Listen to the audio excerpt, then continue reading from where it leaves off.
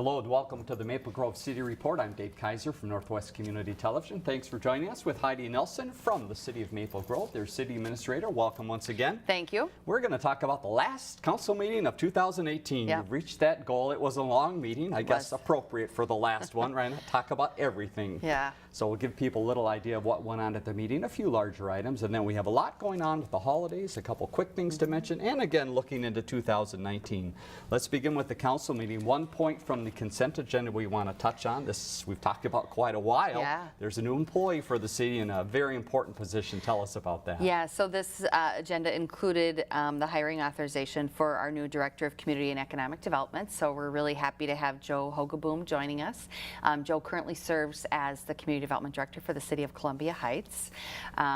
But he's a Maple Grove resident and has lived here for a number of years and really has a passion about Maple Grove and the community. Comes to us with planner by trade, master's degree in public administration from Hamlin, great supervisory experience, good economic development experience.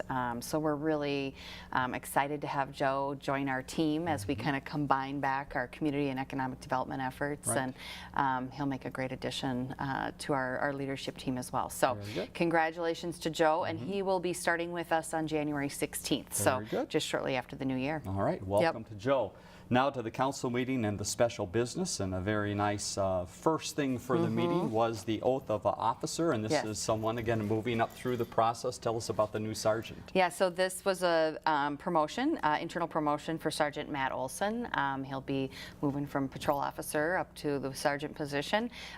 Result of Tom Ingles' retirement, so we're continuing to kind of move through those. I think this is kind of our last one for a little while here, but now we're going to have to backfill for Matt's position. So congratulations to Sergeant Olson and his family. He had quite a few members of his family with him that night. This is an important step in their career, and so really happy that they were able to join us for the council meeting. Very nice. Yep.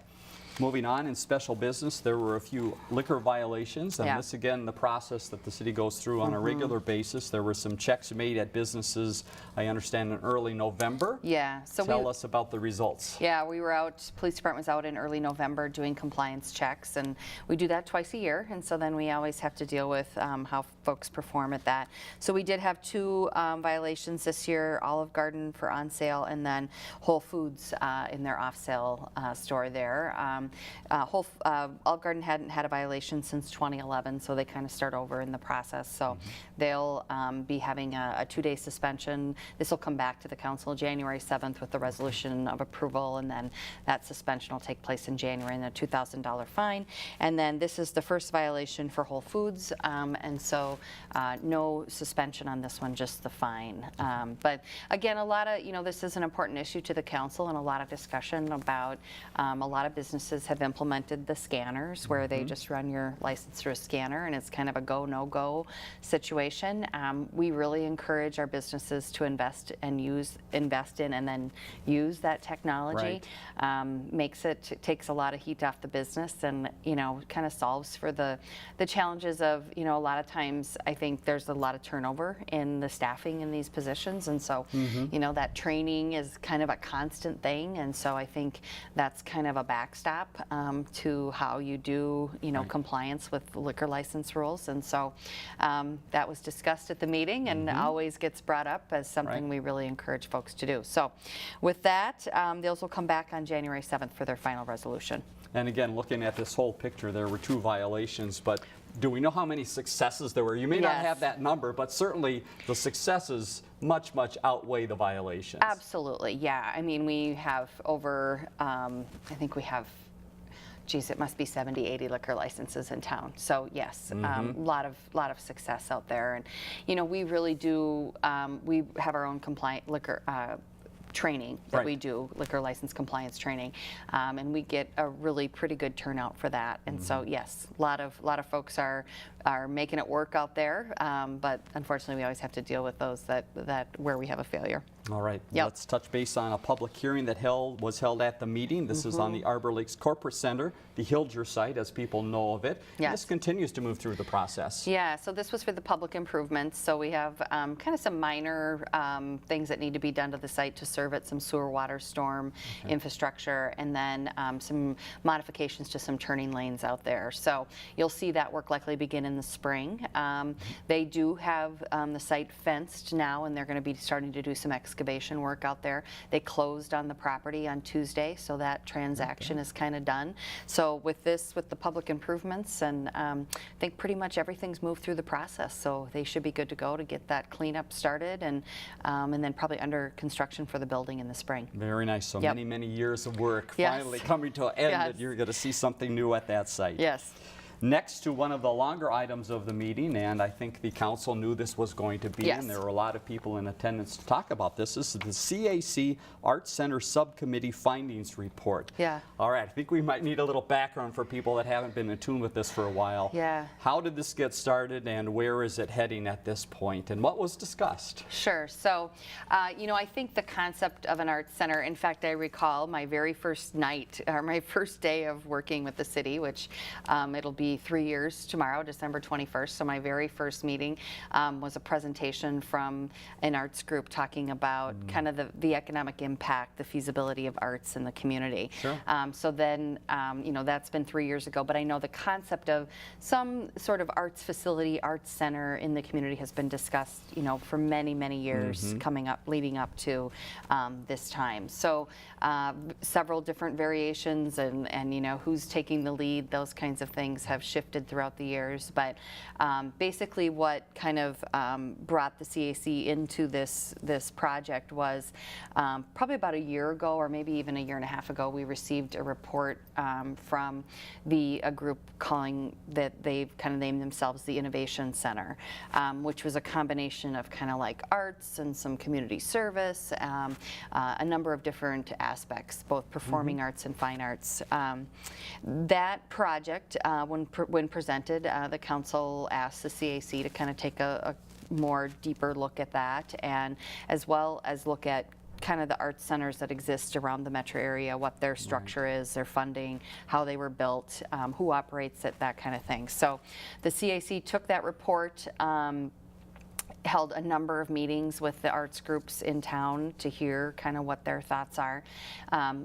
Did research about all of the arts centers around the metro area, so we have kind of a good index of that data now because of the CAC's work. The two recommendations that came out of this report were one, and maybe a kind of a project that's moving forward in kind of a parallel process, is the North Hennepin Community College Performing Arts Center, or Arts Center. I think they've actually switched the name now to Innovation Center as well. That project has been moving forward. That is a collaborative project between the college, the city of Brooklyn Park, the school district is involved, Metro State is involved, so a number of different players at the table in that project. So one of the recommendations from the CAC was that the city of Maple Grove participate in that feasibility study for that North Hennepin Community College project. That feasibility study, the North Hennepin Community College and the city of Brooklyn Park had come to a CAC meeting to meet with them. It was probably over the summer, I think. They kind of shelved their feasibility work because they needed to shift gears a little bit and focus on some capital planning, so some design work in order to get in line for state bonding. Because this is a project associated with the North Hennepin Community College, they can submit through MnSCU for state bonding for that, and there was a timeline that information needed to get submitted before the end of the year. And then it'll go through the Office of Management, the budget office, and then get in line for 2020, which will be the actual bonding year. So there's quite a bit of lead time to that process. So just talked with Barbara McDonald from the college last week. They're going to be picking back up that feasibility study work here in the new year, and certainly Maple Grove, is a stakeholder to what happens there. The service area for that facility will be quite broad.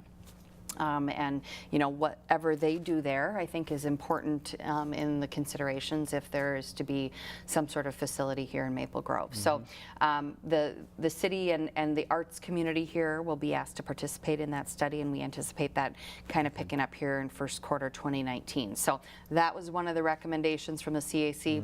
The other recommendation was that maybe a working group get established to kind of continue to look at this concept of an arts facility here in Maple Grove. And we're embarking on this community center master planning activity, really looking at that entire campus. And I suspect this will be kind of one of those considerations as we move forward. So no action taken. This was really just to hear from the CAC, and there were a number of members, different representatives from the arts community there, and they spoke with the council as well. So it was really more just to receive that report and receive information, and we'll kind of go from there. So with that North Hennepin project, and then as we move forward with our other planning. So yeah, so that was kind of a wrap up of the whole evening. And through the study, it sounded like with the looking at the different cities, there was some look into how other centers have been funded in the past. And I think that was rather interesting. It sounded like that was some information the council was appreciative to get. What did they find related to the funding model for other art centers in other cities? Yeah, because it's all across the board. It just depends on who led the initiative. Right. Was it a city-led initiative? Was it an arts group-led initiative? Who owns and operates the facility? Some are completely private, that are owned and operated by a nonprofit organization. A lot of them are sort of a collaborative effort that the city, maybe paid the lion's share of the capital, but there's an arts organization that operates it and is responsible for that operating, income and that the expenses of operating the facility. So, I think there's a myriad of models that we could look to, but I think, good to have that baseline data as we go forward. Yes. Yes. Excellent. All right. So we'll keep you up to date as that might come back at some point. Community development, an item that we talked about quite a few times as well, relates to shoreland and tree preservation. And this was about a 50-minute discussion at the meeting and some information presented. And it sounds like it will continue being talked about. Give us a recap of that discussion. Yeah. So this will likely come back in January, probably more in a work session type setting. This kind of started, we had an issue out on Weaver Lake where we had some pretty significant tree removal and vegetation removal, and which isn't allowed in that shoreland district, and then there were some impacts to the bluff that weren't allowed. So we wanted to take a look at the city code and understand, what we might need to tighten up here and give the city some tools to deal with those kinds of situations. These are tough issues when you're dealing with tree removal and impacts to bluffs, grading issues like, things like that, because you have kind of folks on either side of the issue. Exactly. You sort of have folks that are concerned about, property rights and what I can do with my property. Gets a little bit different when you're at the lakeshore because you have some DNR involvement there, and there's different rules. And then you have folks that really are focused on the preservation of the urban forest here in Maple Grove, and so how do you kind of balance those things so that we have some flexibility to deal with development and people's use of their property, but also that we're paying attention to that sort of that conservation piece. So there aren't any easy answers in these situations, and we find there ends up being folks on either side of the issue that are very passionate. So the council had some good discussion, heard these issues. The Arbor Committee for the city has been very involved in this discussion, and I think they'd like to see some broader changes to these ordinances. And so the council felt like these were pretty big policy considerations, and they wanted to have a bit more discussion. So more to come in January, and we'll see where we land on these. All right, we'll revisit that again. Yes. Passion Church, this is something that came back again for some final discussion that needed to take place, and it sounded like some work had been done, and it came to the council and was approved. It was, yeah. So this again is just north of Bass Lake Road, kind of along the 494 corridor there, kind of tucked back in. This came forward. There were a number of conditions associated with their use of that property, but one of the kind of the outstanding items was the council had asked for maybe some changes to the architecture. They're going to be adding kind of an auditorium space that was quite tall, which I think, you know, works along that 494 corridor. You've got quite a bit of height to those, or, you know, difference in grade of from the highway up to the property, and you can get by with, you know, some bigger buildings in that corridor, but they were concerned about kind of one material on the kind of taller wall, and they wanted to see a little bit more variation in the architecture and materials on that. So Passion Church kind of went back to work on that and brought us back some alternatives and changes, and I think did a really nice job with addressing the council's concerns, and so this one got approval there. They kind of have everything they need now, but for getting, you know, through a building permit process and getting going, and we anticipate that might start to, that activity might start to happen, you know, after the first of the year. Okay. I think they were looking to close on that property by the end of the year, so they should be in good shape. Excellent. Yep. Now to some reports, some information of what's coming up, and we've got a few things in community development. Future thinking, one is along 105th, and the other is talking again about that comp plan. Yes. Work continues to go. Give us an update on those two. Yeah, so Northwoods Church has submitted a development application. This is up in the 105th, 610 area where we're doing some master planning, right. And we were trying to kind of, we knew that they were planning to submit, and they actually had submitted in the past and then kind of pulled back from that and now have resubmitted. So we've been trying to kind of run these processes parallel, understanding that there were some things up there that we needed to understand better about where kind of some of the road alignments might be and where the parks might fall up there. Right. So hopefully now we've advanced that master planning activity. We have this new application. We'll kind of try to meld those two things together, and hopefully that'll make the decision-making process about this application a little bit easier. So church project also with some housing around there. So probably see that kind of master planning and this application come forward to take a look at the same time. Okay.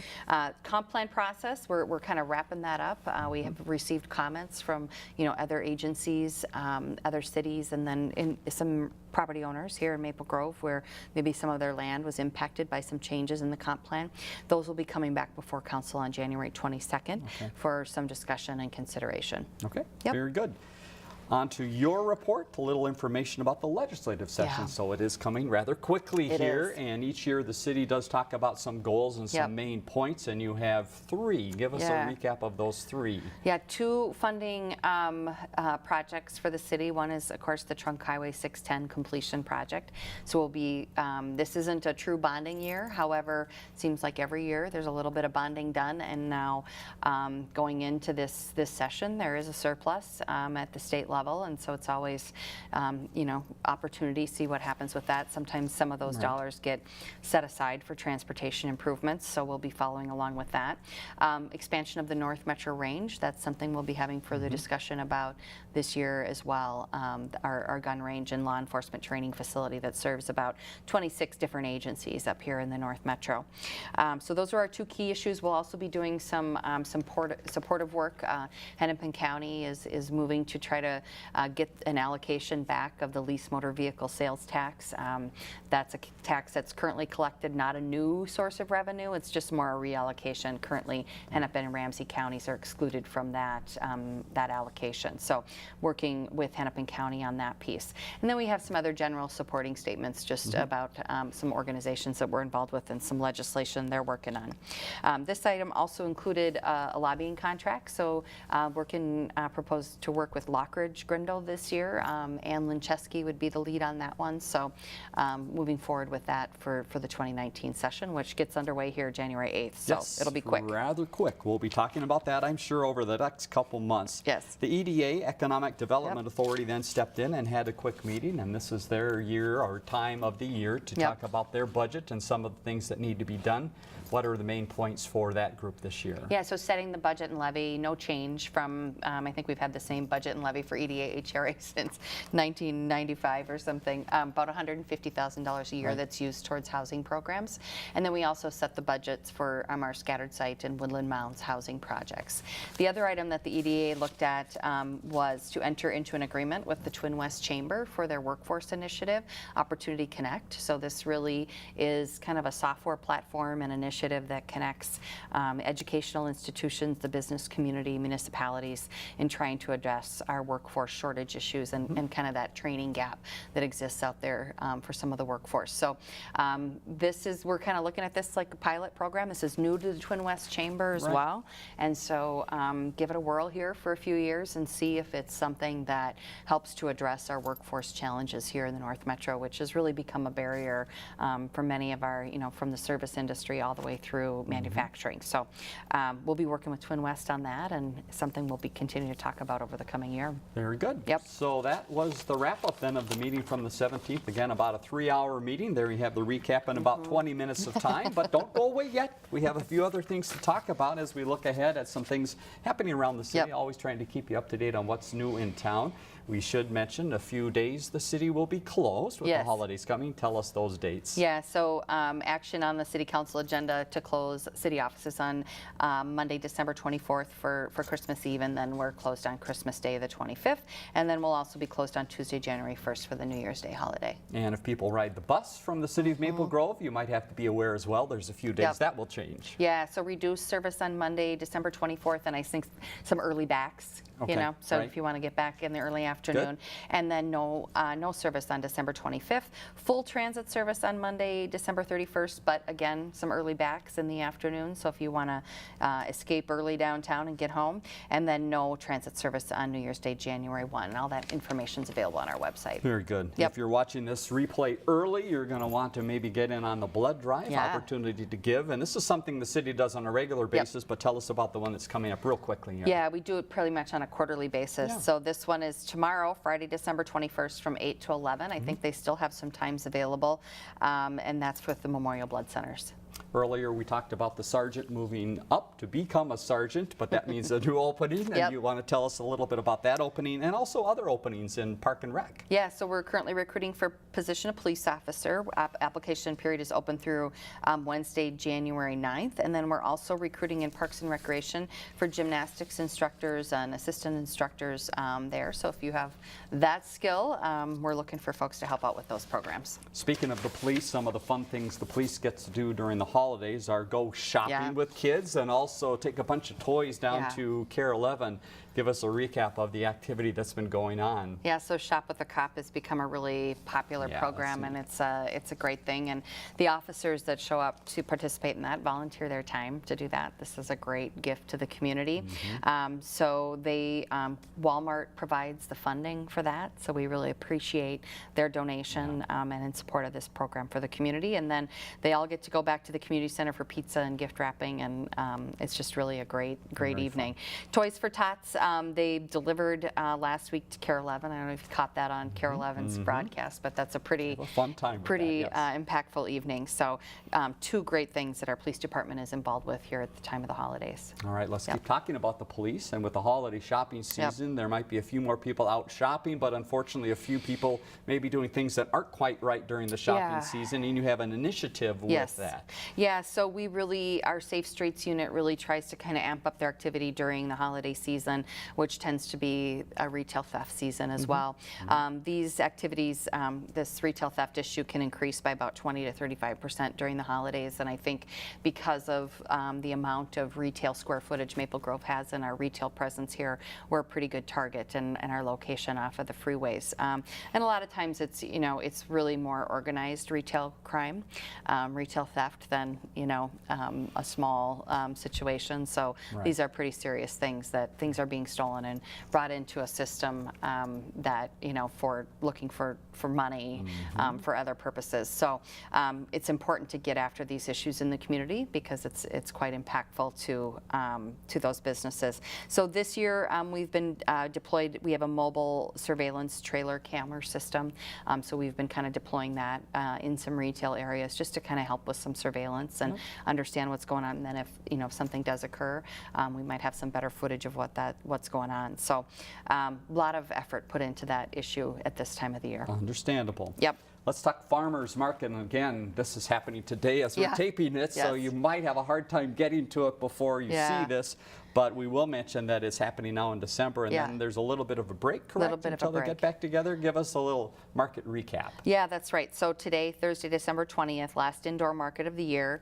Lots of holiday gifts and things focused today. Right. And then we take a little bit of a break, and then we come back for our next indoor market Thursday, March 21st. But the hours today, 3 to 6, and then we'll see everybody back in March. All right, sounds good. Yep. 'Tis the season for outdoor skating, and it's been a little interesting with ice this year, with it being in the 40s over the recent week, but people are still out and about, and you had a big event recently. Yeah. Just give us an idea of what fun we can have skating in the city. Yeah, we had Skate with Santa last weekend, and it was just packed, overwhelmed. But that's great. You know, that's great to get the community out and involved there. So Central Park open, and then neighborhood rinks open last weekend, but this weather. Yeah, you might have to check. I'd take a look, because even the lakes are looking a little sloppy. So that's another warning, is ice probably isn't safe, you know, right now. We need to be really careful about that. And so just take a look before you head out. Central Park will be open during the holidays. Information on the website about the specific hours, but of course we have skate rentals, concessions, all those kinds of things available for folks, and it's a really fun activity for families to do during the holidays. And one last activity for the end of the year to really get people in Maple Grove together is the Community Center New Year's Eve party. And again, people can come a little bit early to celebrate. Give us an idea of when we should come and how fast we have to act. This is a full event. It is, yeah. So coming up here Monday, December 31st, New Year's Eve, 2 to 6 p.m. at the Community Center. Pretty nominal cost of entry, $10. The Community Center is closed during that period for other, you know, outside activities. It's really focused on this event. Right. So there's children's dance music, inflatables, crafts, ice skating, the indoor playground, the swimming pools will be open. So we encourage people to take advantage of this daytime event, and then they do a balloon drop at 5:45 p.m. So you're out of there by 6 o'clock and on with your evening. Tickets available at the Community Center, $10, and then if there's tickets left, they're sold at the door for $13. So give a call up to the Community Center and see if there's tickets available, or visit the website. Yep, don't wait, get your spot now. We promised earlier we would talk about 2019 and a few things coming up for the new year, and one is open to business, and the success continues there, and you've got a date to tell us about of when people can stop in and see people again. Yeah, our next day for open to business is Tuesday, January 9th, and again, they're there from 10 to 1 at the Government Center. We do encourage people to call and make an appointment so they know you're coming. Information about how to do that is available on our website. All right, and the final note we want to pass along is fire safety classes, and this is quite an event that's been put together, and a number of dates that are coming up.